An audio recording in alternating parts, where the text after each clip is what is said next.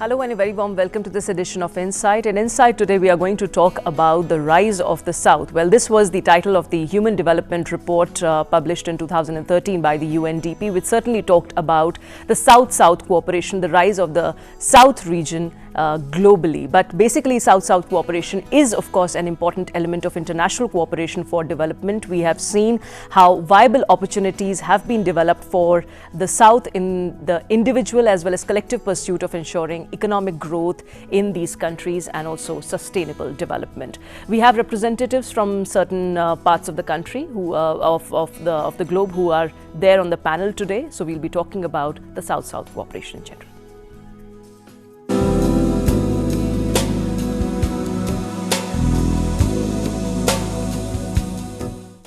And joining me in the program is Dr. Nason Besharati. He is from the South African Institute of International Affairs, South Africa.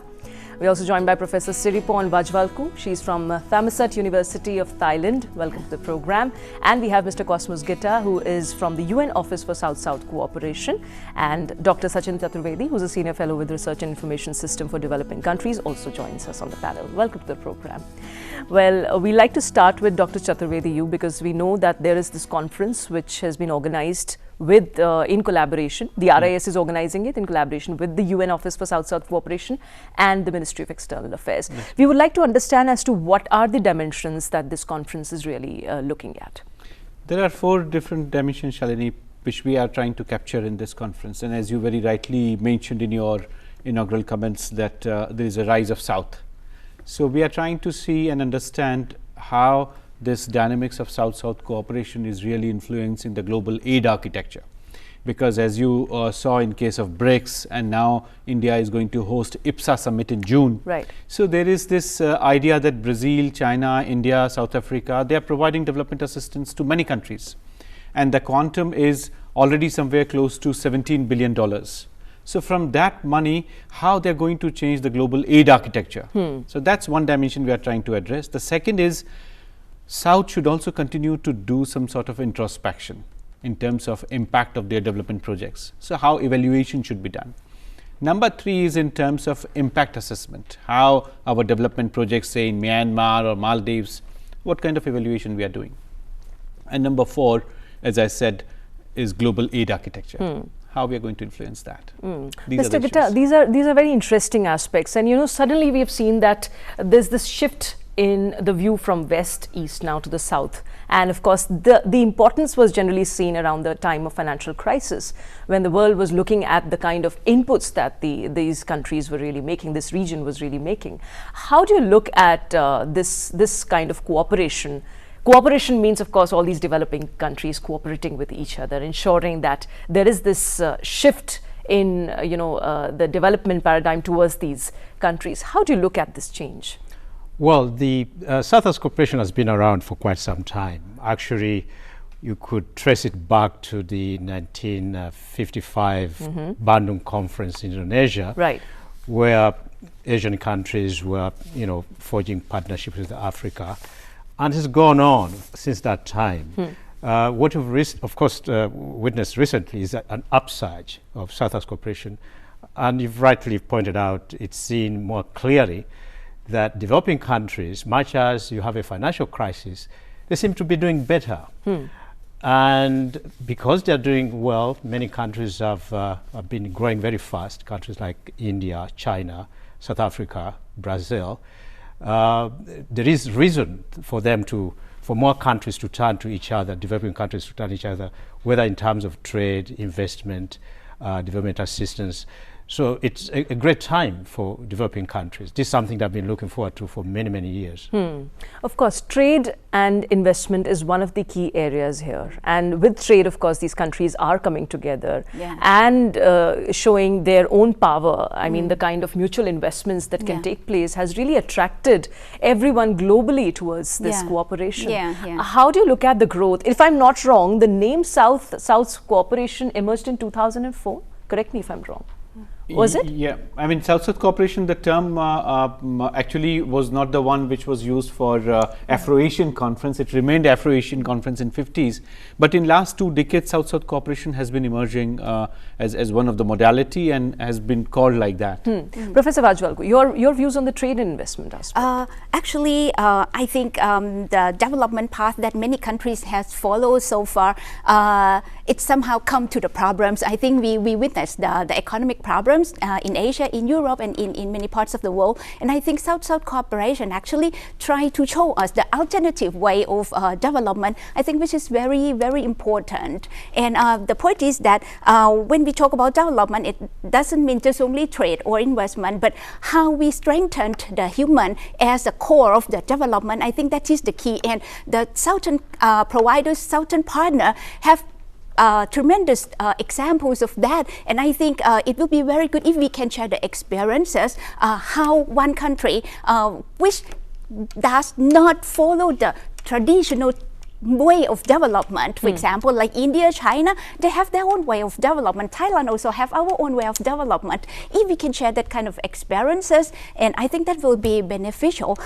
For example, I mean, much more than that, the key is that growing together, we cannot develop with our neighboring countries still underdeveloped to some extent. So join hand in hand and go together. I think that's the significance of the South-South cooperation, in my opinion. Okay. Yeah. Dr. Nason, we have also seen that some sort of help has gone out to the least developed countries too, and perhaps that's where emerges the strength of this cooperation. How do you view this?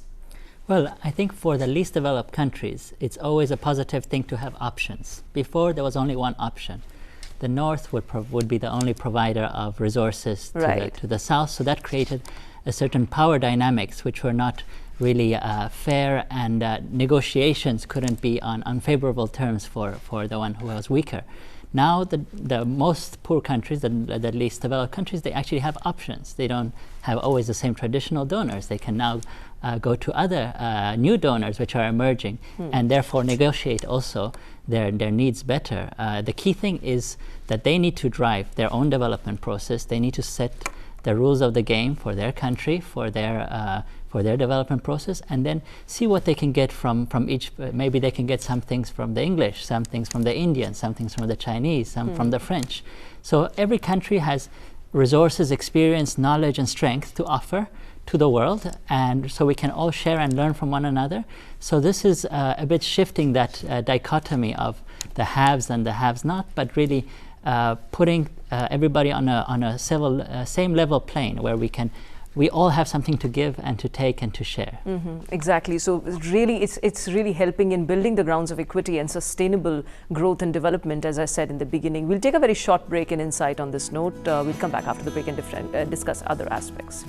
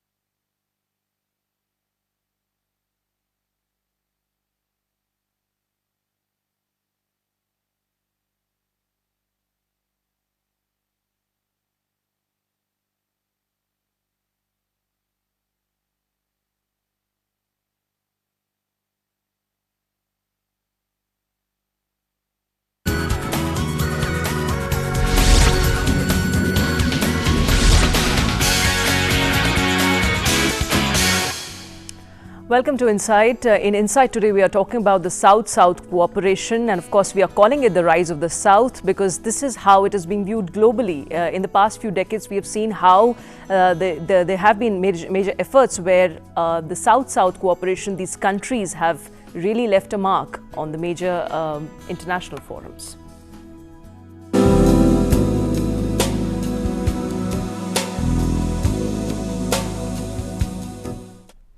But there are certain areas, certain gaps, mostly known as the informational and analytical gaps in analyzing the South-South cooperation. We'll try to understand as to what these gaps are. Probably we'll start with you here, Mr. Cosmas Geta. What would you like to say about these gaps that exist between the cooperation? First, I think I wouldn't emphasize gaps, information gaps, because I started working in this area about 16 years ago.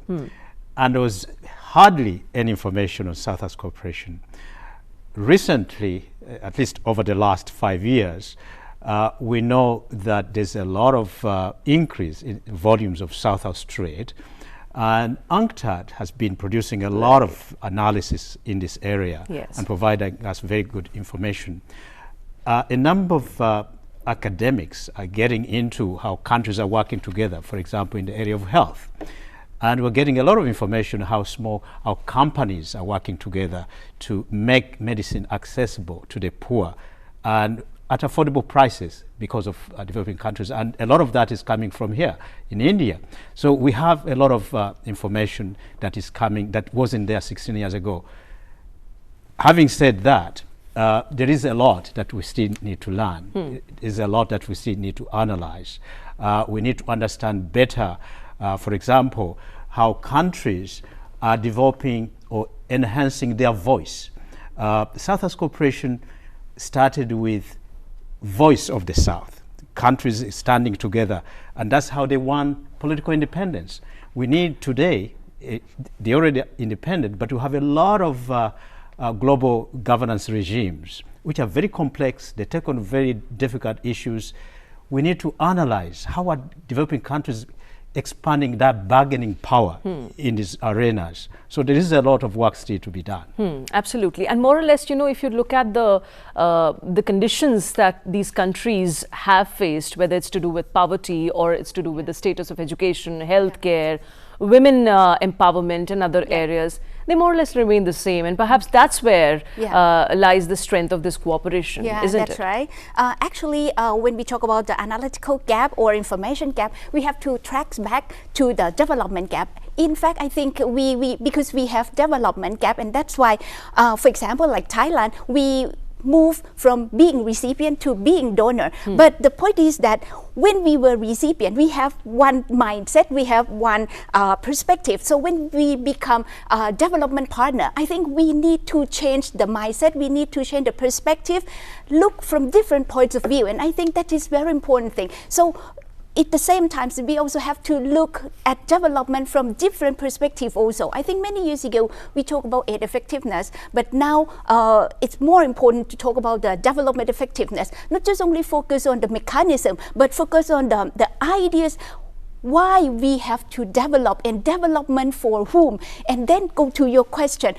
Empowerment women is the most important thing. And in fact, not just only women, but I think children who will be the next generation, that's also very important. So the human security, if I would like to use the broad term, human security should be the core of development from now on. And then we have to design the mechanism and also, the approach that we can cope with these new ideas. And I think South-South cooperation to some extent try to address these issues, try to design the new mechanism, which is very, very important. And this is the critical time, particularly, let's say, for Thailand, for Southeast Asia.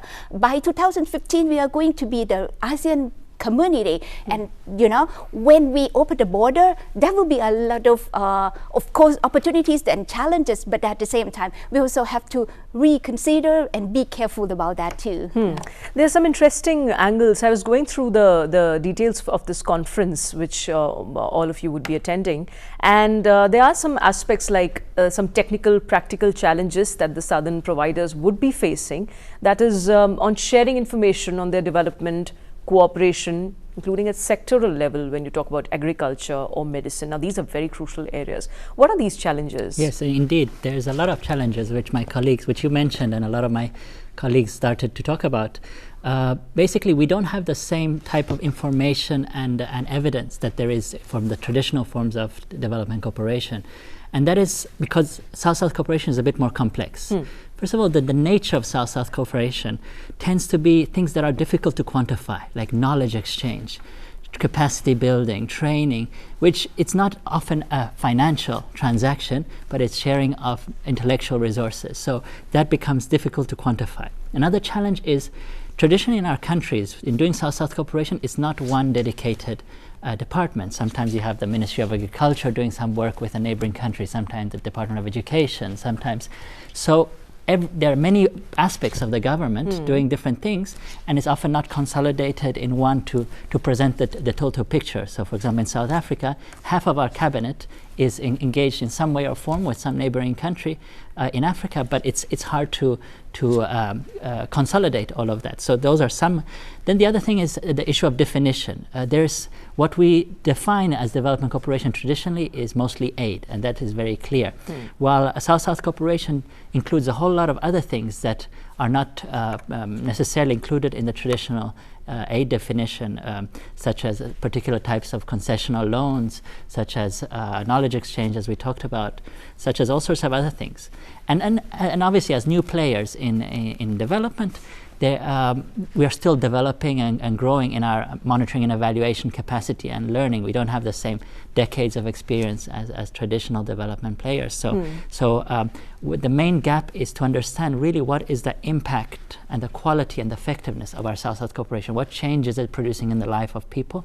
That we don't know yet. We need much more rigorous analytical work. But to do that, we require information, and that is still weak, and we need to work on improving that across all of our southern countries. Exactly, and there is this program called the Technical Cooperation Among Developing Countries.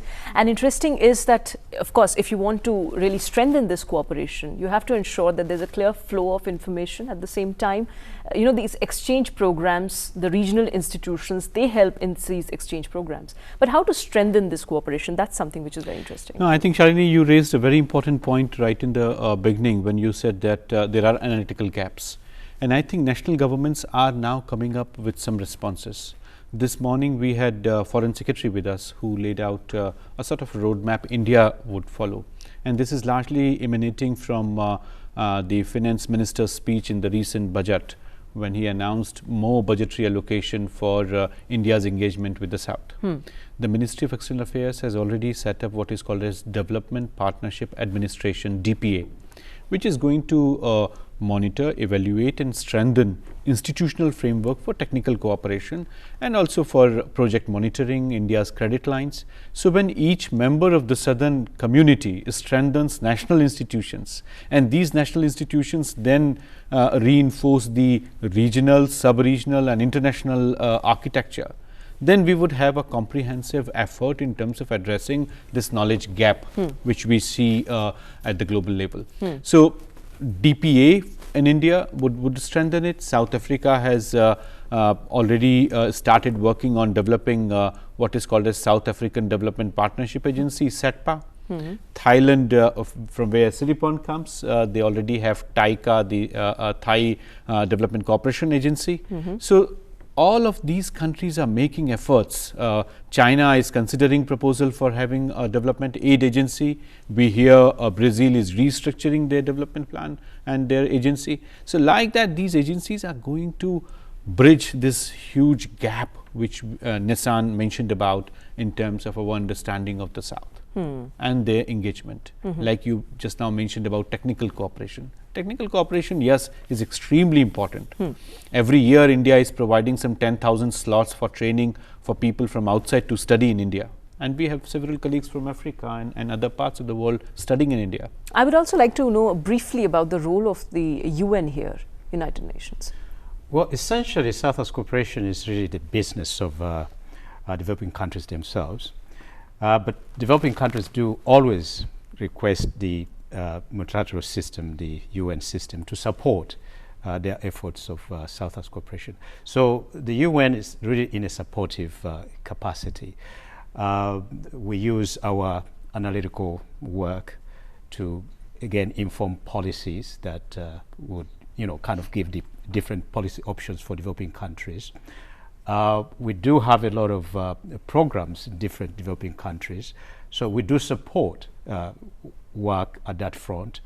On the global level, I did mention that developing countries want to use South-South cooperation to increase their voice in influencing mechanisms at the global level, influencing global governance. Again, analytical work there becomes very important. They need to have very good background information. They need to be able to engage, not just to participate, but participate effectively. Right. So you need to know the issues. And the UN does help. You mentioned at the beginning the Human Development Report, which has analyzed this trend of the rise of the South and has provided a lot of information that will be very important for developing countries to know the options. That report ends with a chapter which talks about how do you keep this momentum going. Okay. That the South is rising, but how do you sustain that momentum? Okay, that's a very interesting aspect, sir. We'll come to that. We'll take a very short break in Insight. Please stay tuned for more.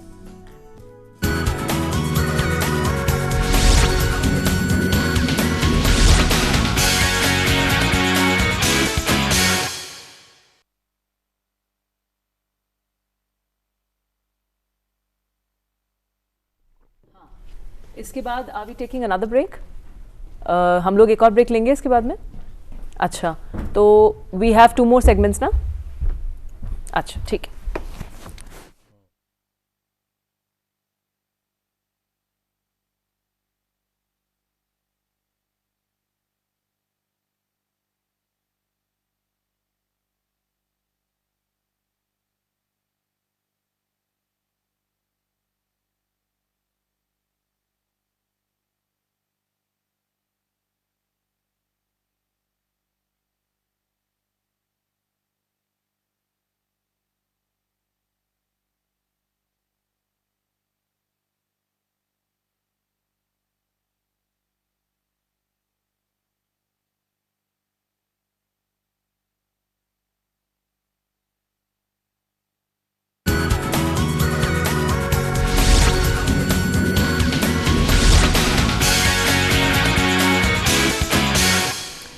Welcome back to Insight. In Insight today we are talking about the South-South cooperation.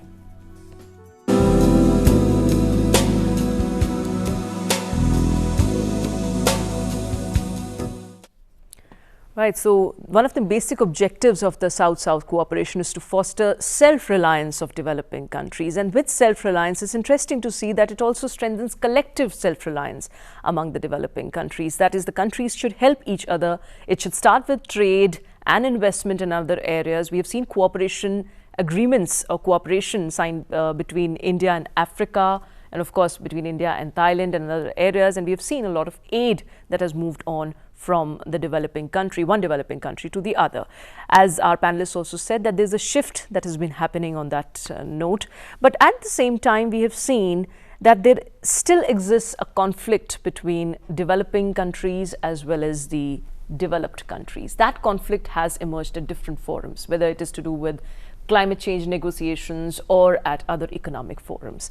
Professor Vajwalku, I would like to know it from you as to how do you really see, do you see that this conflict is somehow reducing? Do you see it reducing in future? How do you view this?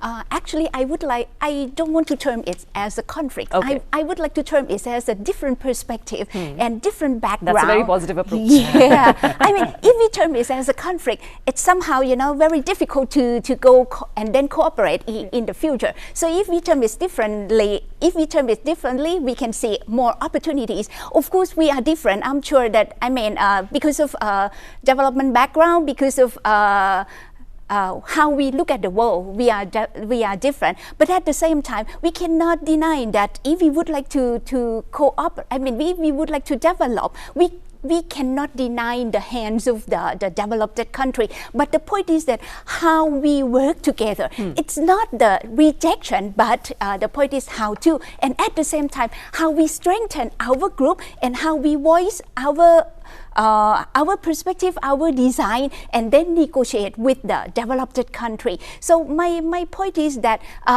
in fact, in our group as the developing country, as the South, we also have to strengthen our ideas first and then go hand in hand and then talk with the developed country. Let's say if we talk about climate change, it's not the problem with the North, it's not the problem with the South, but it's the problem of human being. So I think if we start from the point that we are human being, we are the member of the world together, and then of course this idea may be too idealistic, but I think we have to go beyond thinking about the conflict between developed and developing countries, but think about the issue and focus on human as the center, and then look at the issue from different perspectives and move on together. Of course, I don't want to say this is too idealistic to say that there is no politics, but if we concentrate just only on politics, it's so difficult.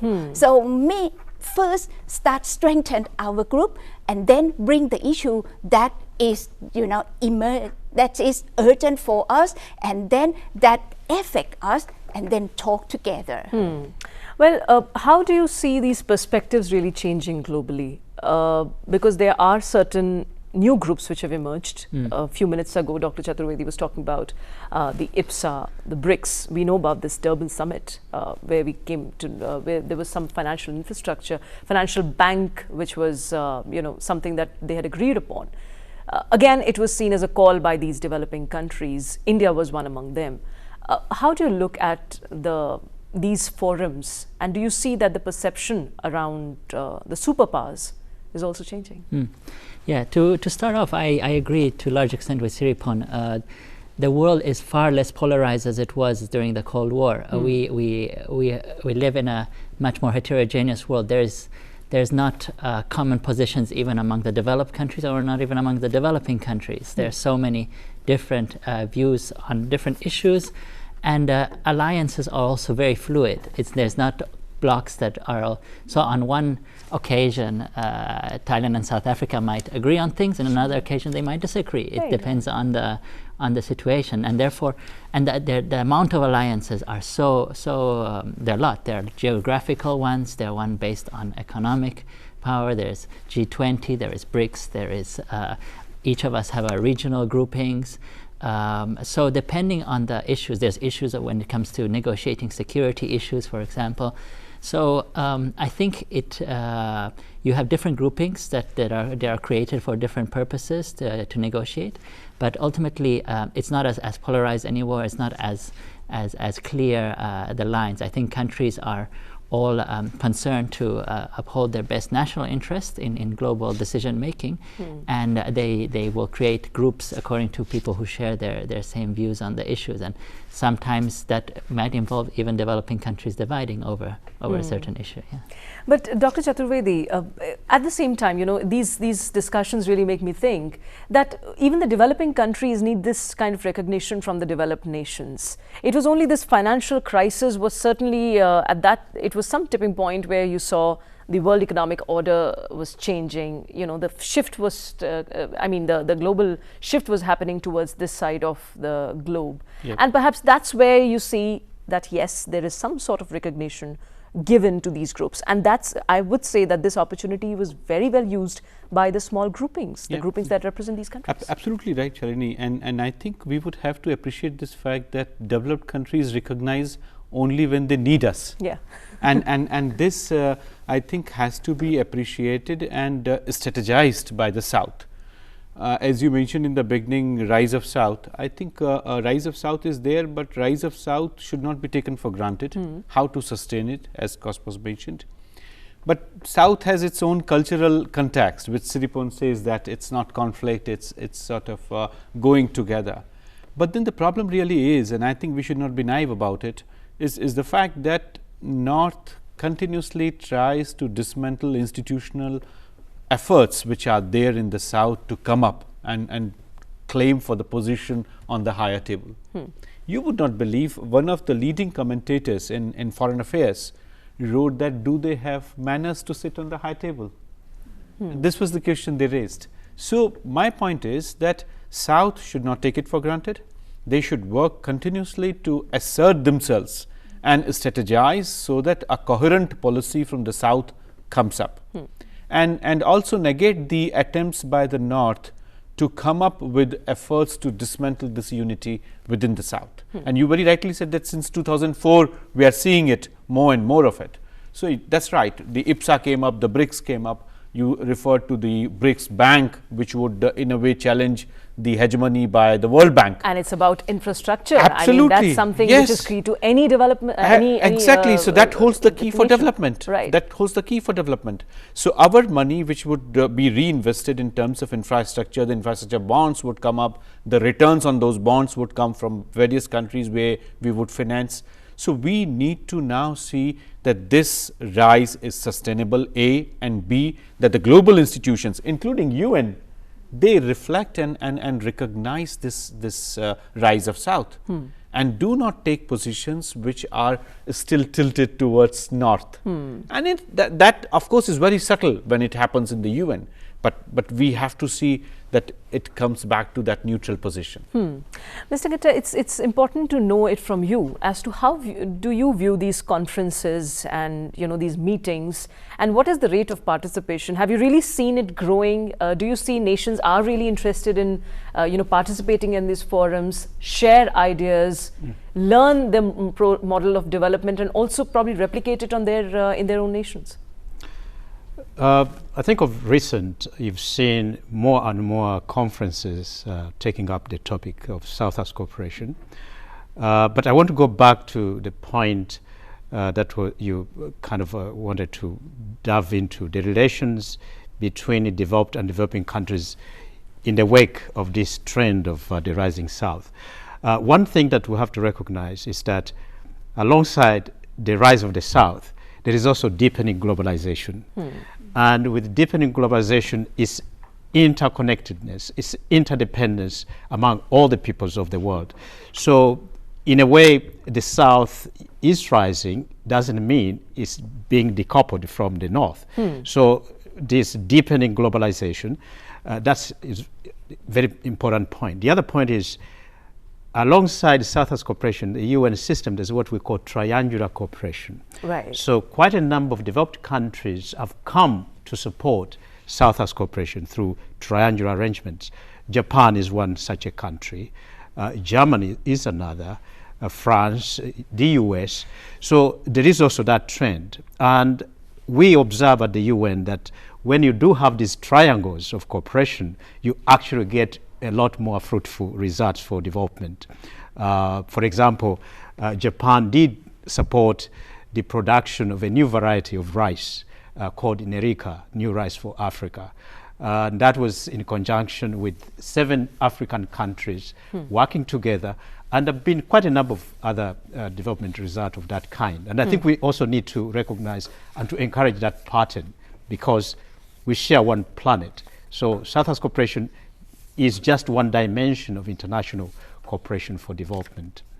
Okay, but there are, in fact, I read reports on how, we have a very interesting policy here that is, it's called the National Rural Employment Guarantee Scheme. And I heard that there was a delegation who visited places like we have a state called Rajasthan here. People visited that place to find out as to how these schemes, the social sector scheme, the schemes that are aimed to bring, the marginalized, the lower strata of the society up to a certain level, so that the income gap can be, to an extent it can be, we can rectify that gap. How do you look at the way India is going about these areas? We have the largest number of villages in our country. And when you talk about globalization, well, you call the world a global village. So it's really interesting to see the way India is going about it. Your views? Actually, I do not know much about these kind of project, but my point is that if we focus the development at the community level and strengthen the community, make the community, what you call that, community resilience, I think that's the most important thing. Actually, I think in Thailand we also have this kind of program also to support the community and the village, to strengthen them. For example, recently, because we are also prone to the disaster, so now we are designing how to make the community strong enough to respond to that. And actually, this is not only the way that Thailand is doing. One more thing that I would like to share is the idea that we do together as a regional cooperation. Of course, now we are talking about globalization, we are talking about the global cooperation. But in fact, if we talk about the global, it's somehow too broad, and of course we share something, but not so many. But if we focus on the region, we have more to share, we have more to cooperate. So for me, to help each other, to support each other, I would like to promote something like bilateral plus or multilateral plus. So look at the region and how the neighboring country can, help each other. When we talk about community in Thailand, in fact, community on the borderline is also have a very good relationship with community of our neighboring country. So in order to develop together, I think the regional cooperation is another option that we should promote also. Plus on bilateral, as Cosmo said, and also plus on South-South cooperation at the global level. Okay, we'll take a very short break in Insight now, and in the last segment we'll talk about the other challenges that the South-South cooperation really faces and what is the road ahead for this cooperation.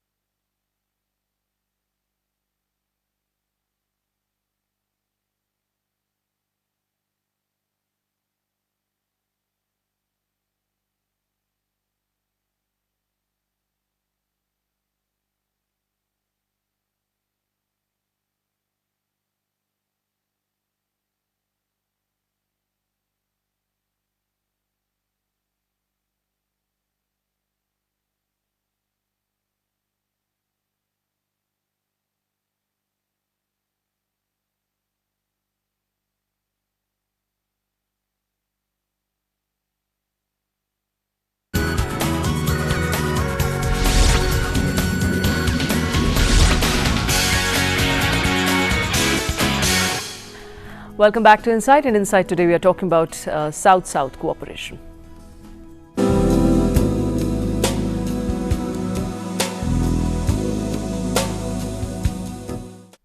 So, Dr. Nason, we would like to start with you. Would you like to say something about the way India has played around the social sector and how is it going to really inspire the nations? Sure. This morning I heard the Foreign Secretary speak about this, but actually it resonated fully with my experience, having also traveled India in rural areas in different parts and seen this with my own eyes. And I really, on one hand, we know that India has probably more poor people than any African country. So it has huge pockets of poverty that need to be addressed, but at the same time it also has a wealth. And the growth and development that India has had were exemplary. There are certain areas that India excels, the way it has done rural development, education, advancement of women, that the world really can learn from and the other developing countries can learn from. So a great contribution that I've seen India playing over the last years, even as I said, even with my own eyes, is bringing people from all around the world, from the other developing countries, whether it's Africa, Latin America, from similar conditions, from rural areas, simple people, bring them to come to India, to train in India, in Indian institutions, which are high in terms of education quality, to learn the model that of the Indian communities and the Indian villages, and to bring that back and help the development processes in their communities, whether it's in social fields, in environmental, and so forth. So I think this is a great contribution that India has given to the world in terms of human capacity development, community development, social, economic. I think India has a rich experience that the world can learn from. Mr. Kitta, your views? Actually, the 2 points I want to make on this. One is the role of the private sector in South-South cooperation. I mentioned that when this started, it was in Bandung, and mostly government to government. But one of the things that we've witnessed here in India is the role of companies, especially those in the health sector, pharmaceutical industries. I would like to single out CIPLA. Its role in fighting HIV/AIDS in the developing world is quite exemplary. The other point I wanted to share with the audience, maybe to remind the audience, is that when it comes to the South taking a pause to think, India's made a tremendous contribution. The last time the South took that pause was in 2000 when the South Commission report came out. That commission was chaired by President Nyerere, and the secretary of the commission was Prime Minister Singh. So the commission report, which was really the deep thinking of what the South, which direction the South should take, was a great work of the great Prime Minister of this country.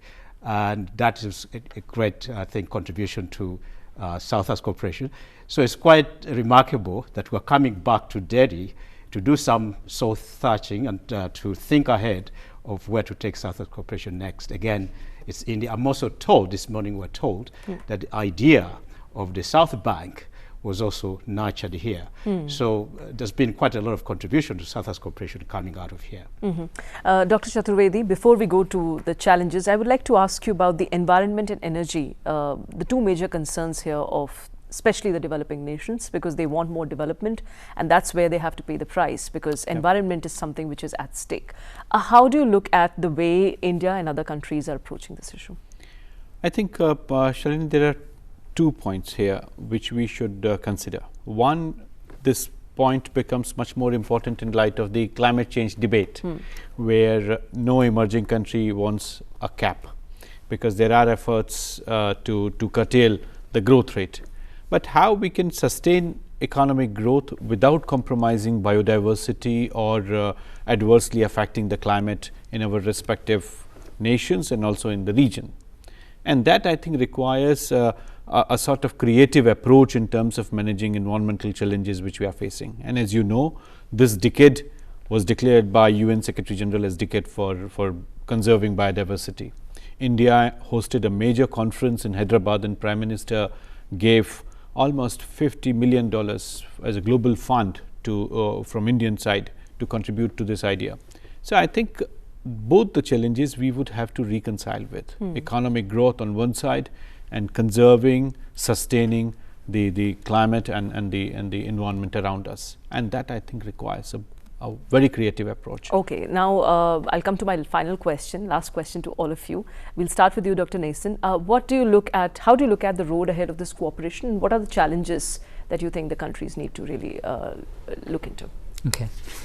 I personally think that as now South-South cooperation is playing an increasing role in the development of the world, we need to, the nations of the South need to start to define and develop a framework on how to make it as effective as possible and powerful as possible. There are frameworks out there, but these have been developed by the traditional development players, and it might not necessarily be appropriate for the type of South-South cooperation these new emerging economies are undertaking.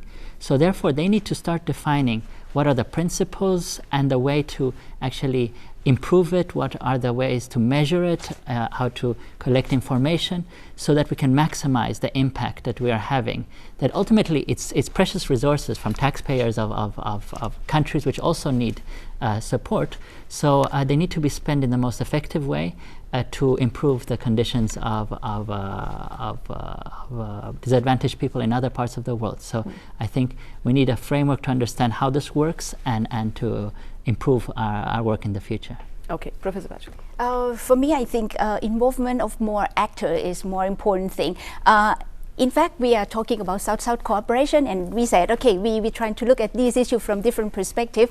Much more than that, I think we need alternative actors. So far, even we talk about South-South cooperation, we still focus on national agency. And why don't we think about civil society? Why don't we think about the NGOs? Why don't we think about the community leaders? I mean, this is for them. So when it is for them, it should come from them, their own perspective. So if we can involve more people, more actors, I think we can design, as you said, the new mechanism, the new framework, and of course, when it comes from them, they will be, willing to participate more. And actually, we can also answer to the taxpayer in our country also. That's good. I think one of the challenges the South faces is to live up to its own principles. When South-South cooperation started, yes, countries wanted to have a share in the economic opportunities, but they also wanted a just world order. If they can live up to those two principles of sharing economic opportunities and creating a just world order, I think everybody will be better off for it. Dr. Chaturvedi? I think, in my view, just one important dimension of this is to open up and link up with not only the government-to-government cooperation, but also in terms of ensuring how we can reach out to the constituencies in terms of citizens of not only our own country, but the partner countries as well.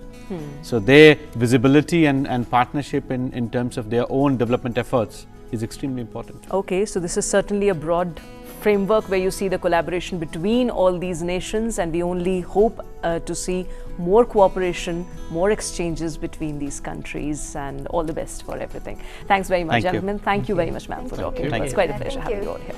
So that's all we have for you in this edition of Insight. Thanks very much for watching us. Goodbye.